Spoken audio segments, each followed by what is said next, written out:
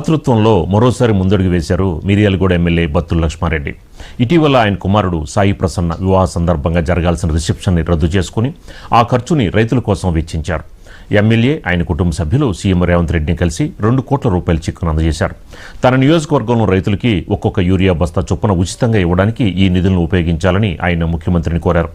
MLA తీసుకున్న ఈ గొప్ప నిర్ణయాన్ని ముఖ్యమంత్రి రేవంత్ రెడ్డి అభినందించారు. ఈ చెక్ని ఎమ్మెల్యే కుమారుడు సాయి ప్రసన్న, కోడలు వెన్నెల స్వయంగా సీఎంకు అందించారు.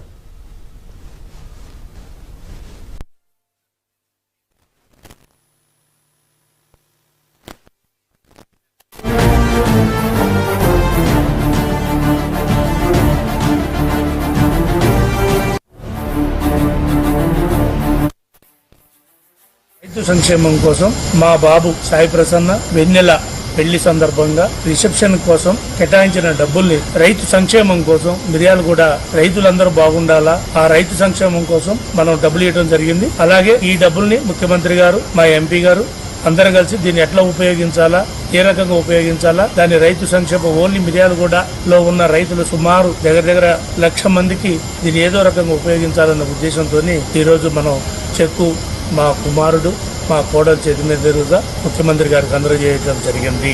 అలాగే దీన్ని మా మిర్యాలగూడ ప్రజలకి వినియోగించే విధంగా ఉండాలని మనస్ఫూర్తిగా కోరినాం.